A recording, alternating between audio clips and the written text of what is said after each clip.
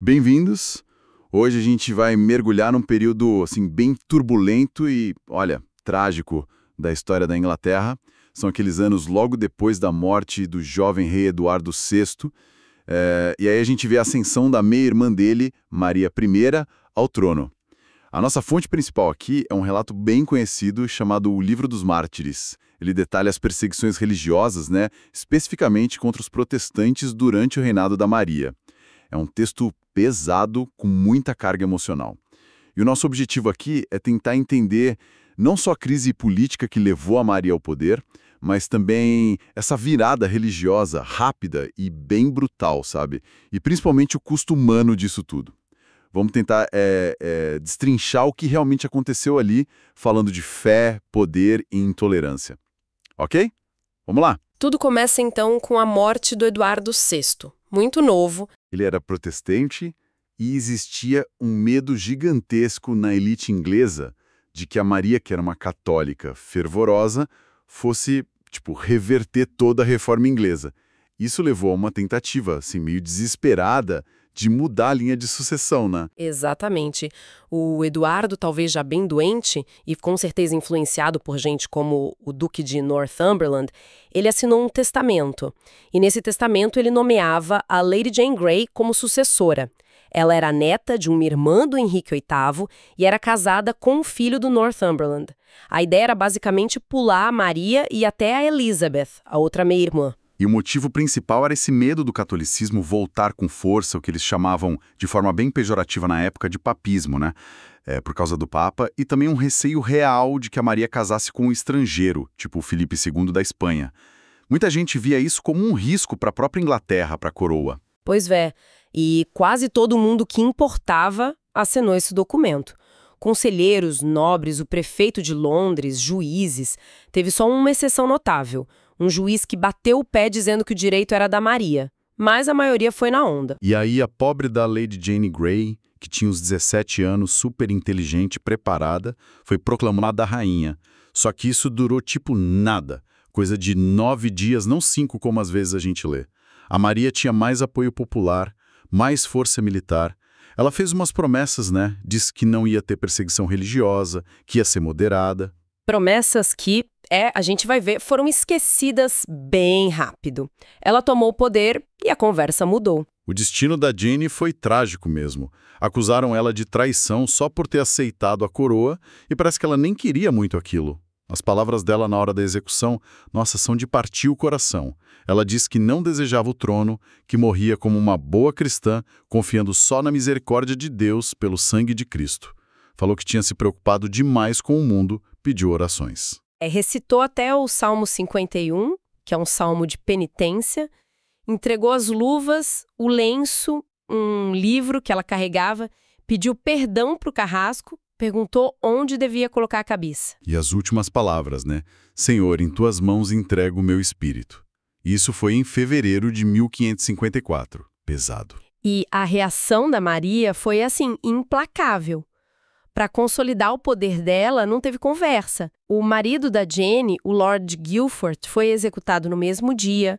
O pai dela, o Duque de Suffolk, foi logo depois. O Northumberland, que era sogro da Jane e meio que o arquiteto do plano todo, já tinha sido executado antes, E tem até uma história meio sinistra sobre o juiz que condenou a Jane. Dizem que ele ficou louco, que morreu gritando para tirarem a Lady Jane da frente dele. Verdade ou não, mostra o peso do momento, Com certeza. E deixa muito claro que aquela promessa de moderação da Maria era só estratégia mesmo. A perseguição já estava ali pronta para começar. E com a Maria firme no trono, a máquina da contra-reforma começou a rodar rápido na Inglaterra. Bispos protestantes que eram importantes, como Ridley, Hooper, o Coverdale, foram tirados dos cargos imediatamente. E as figuras católicas de peso voltaram com tudo.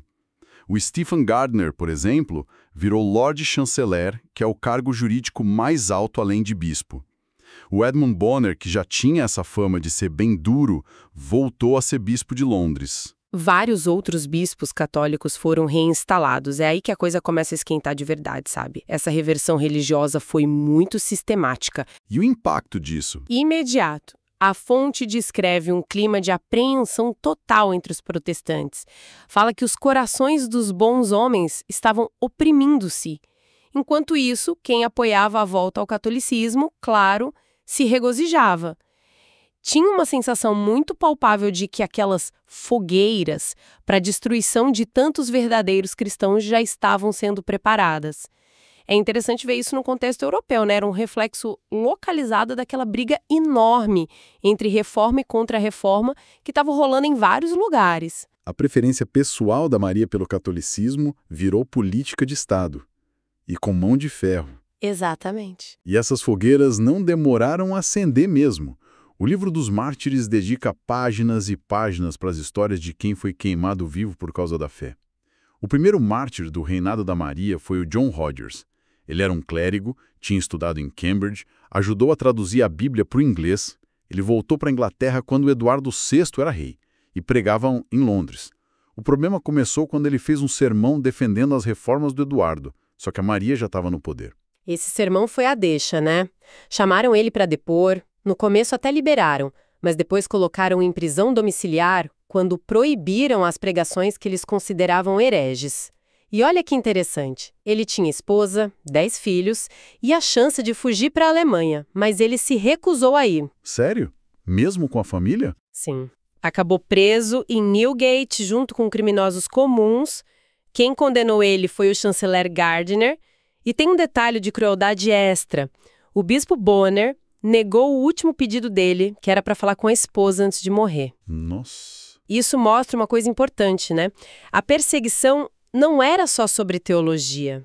Era também uma forma de desumanizar o outro, de atacar até os laços de família mais básicos. A execução dele em 4 de fevereiro de 1555 foi um evento público, para marcar a posição mesmo. Perguntaram se ele se retratava, né? E o Rogers respondeu: "O que eu preguei, eu vou selar com o meu sangue." Ele foi caminhando firme para Smithfield, onde iam queimar ele, recitando um salmo. E a cena mais forte que a fonte descreve é a da esposa e os filhos, eram 11 no total, um bebê de colo, assistindo a tudo. Imagina isso! Mesmo assim, ele não vacilou.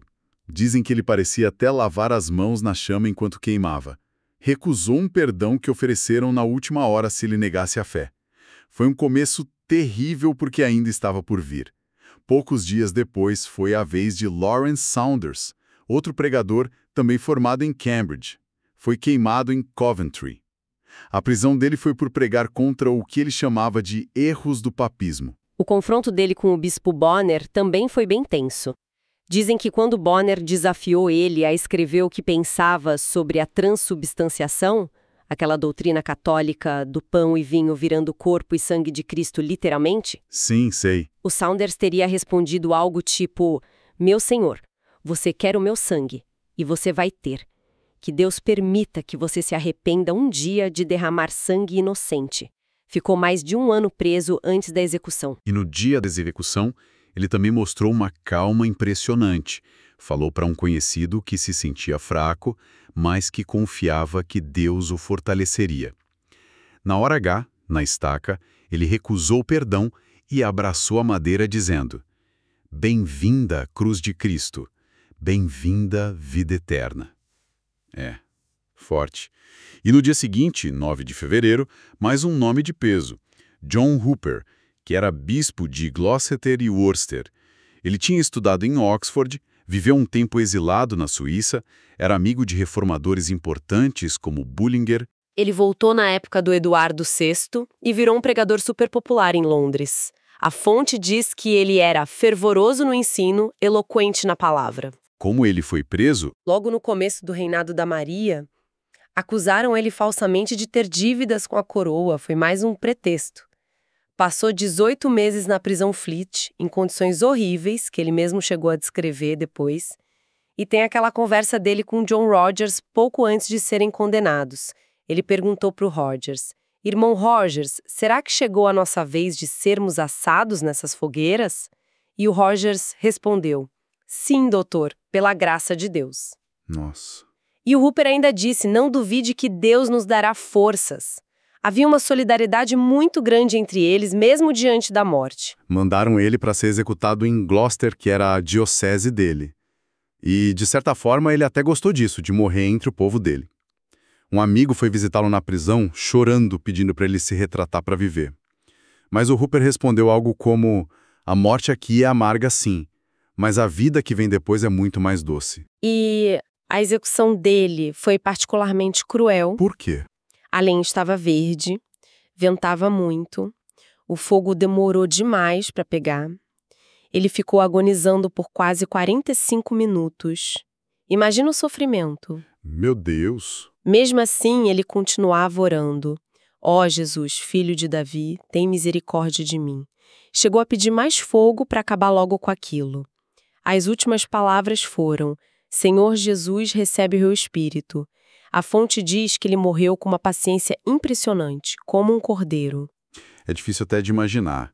Outro caso muito famoso é o de Roland Taylor, que era pároco em Hadley. Um homem culto, doutor em leis, amigo do arcebispo Cranmer e muito querido na paróquia dele. Dizem que era humilde, caridoso. O problema dele começou quando ele impediu, à força mesmo, que celebrassem uma missa católica na igreja dele.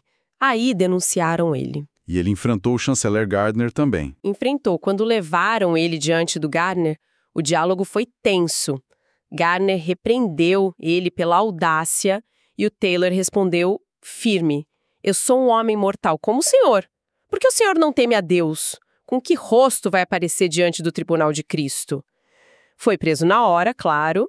A despedida da família dele também é uma das cenas mais tocantes do livro, né? Muito. Depois que ele foi degradado do sacerdócio formalmente, ele conseguiu jantar com a esposa e os filhos na prisão, deixou um testamento escrito num livro para o filho, dizendo para não o considerarem morto porque ele viveria para sempre. E na madrugada que ele ia ser levado para execução, a esposa e as filhas ficaram esperando por ele numa esquina escura, conseguiram ter um momento ali, oraram juntos, ajoelhados na rua. Que cena! E no caminho para a execução? Ele parecia alegre, a fonte diz como se estivesse indo para um banquete.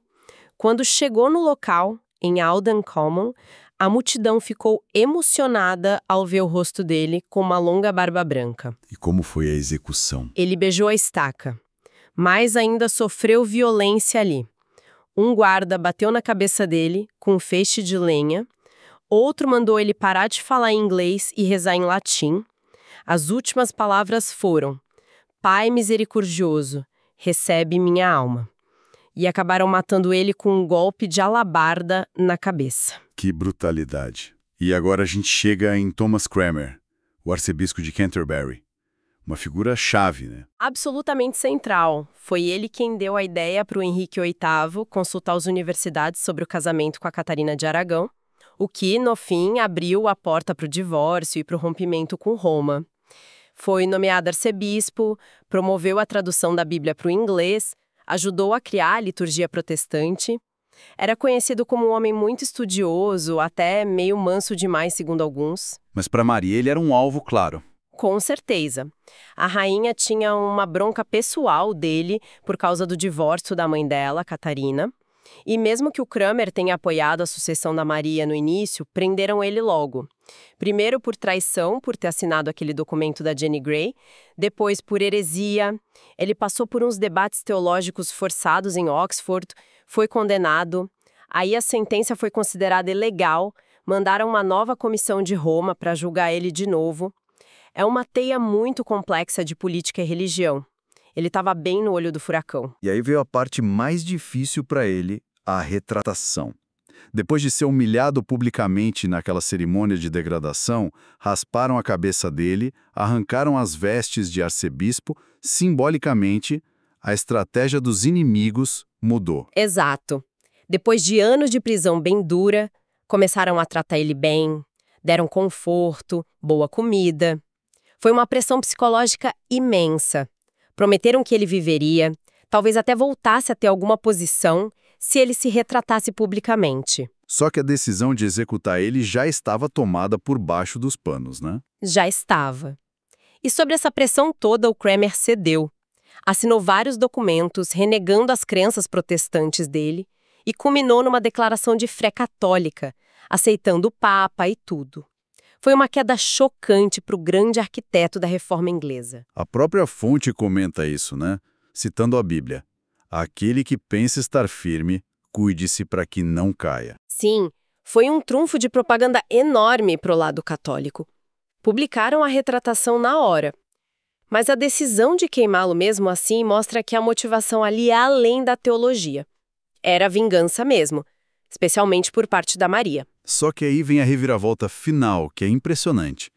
No dia da execução, 21 de março de 1556, levaram o Cranmer para uma igreja em Oxford.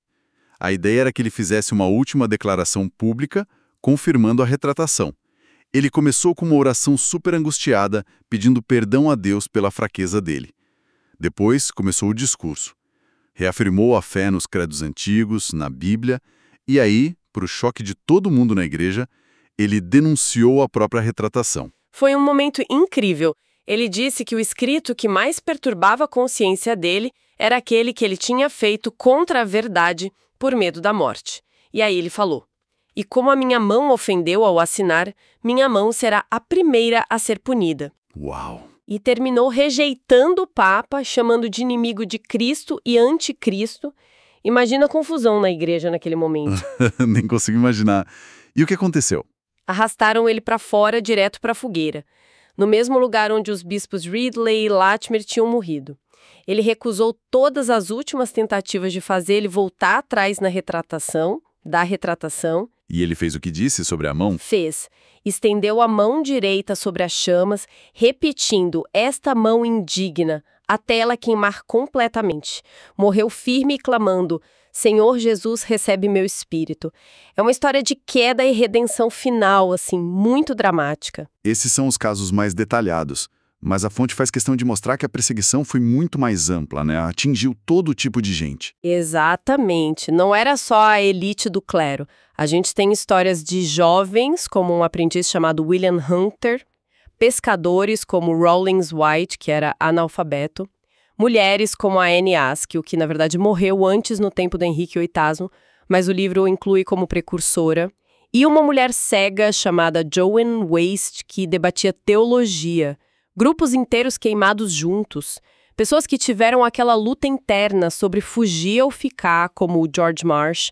Até ex-clérigos que tiveram atos de desespero, como um tal William Flower, que atacou um padre durante a missa. A lista é longa e muito dolorosa. E as acusações eram quase sempre as mesmas, né? Praticamente. Negar a transubstanciação, rejeitar a autoridade do Papa, não ir à missa católica. A fonte menciona 84 execuções só no ano de 1556. Era uma campanha sistemática mesmo. Nem todo mundo acabou na fogueira. O livro também conta histórias de quem conseguiu fugir, como a de Edmund Sands. Ele depois virou arcebispo de York no reinado da Elizabeth I. Sim, a história dele é uma aventura. Estava preso, conseguiu escapar com a ajuda de contatos e um pouco de sorte, viveu exilado até a Maria morrer. E como terminou esse período de terror? De forma bem abrupta. Em novembro de 1558, a rainha Maria morreu, provavelmente de câncer ou algum problema nos ovários. E numa coincidência impressionante, o cardeal Reginald Pole, que era parente dela, arcebispo de Canterbury e a principal figura católica depois da rainha, morreu no mesmo dia ou horas depois. Nossa, que coincidência! E o Lord Chanceler também morreu na mesma época. Para muitos protestantes, aquilo pareceu quase uma intervenção divina. Os prisioneiros que ainda estavam esperando a execução foram libertados. Foi um alívio geral no país. A fonte também faz questão de contrastar o fim dos mártires com o de alguns perseguidores, né? Especialmente o bispo Bonner, de Londres. Ah, sim, ele é pintado como alguém particularmente sádico. Tem relatos dele chicoteando prisioneiros pessoalmente. O caso mais chocante é o de um menino, William Fitch, que teria sido açoitado até a morte por ordem dele só por defender o pai que estava preso. Que horror! Em contraste, a fonte menciona perseguidores que tiveram fins ruins, como um padre que morreu de repente, ou o xerife que prendeu o Rogers e depois ficou paralítico. Claro que é uma narrativa com um ponto de vista bem definido, né? Sim, claro. Então, para a gente amarrar essa nossa conversa, o reinado da Maria I foi curto, mas de uma intensidade brutal na perseguição religiosa. Foi um esforço enorme para reverter a reforma protestante na Inglaterra usando a força do Estado. O livro dos Mártires dá para a gente uma janela muito vívida, ainda que seja um lado da história, para o custo humano dessa intolerância. O que fica é essa imagem sombria das consequências quando a convicção religiosa se mistura com poder absoluto e talvez vingança. E o legado disso tudo é complexo, porque, paradoxalmente, essa perseguição acabou fortalecendo o protestantismo na Inglaterra a longo prazo. A imagem da Maria sanguinária, Bloody Mary, ficou marcada na cultura inglesa por séculos.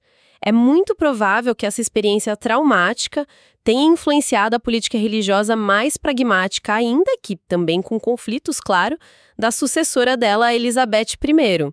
É um lembrete histórico de como, muitas vezes, tentar esmagar uma fé pela força pode acabar tendo o efeito contrário. E para a gente terminar com uma provocação para quem nos ouve.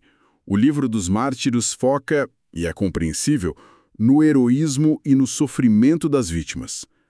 Mas o que a gente talvez perca ou ganharia se tivéssemos relatos tão detalhados, tão introspectivos do outro lado?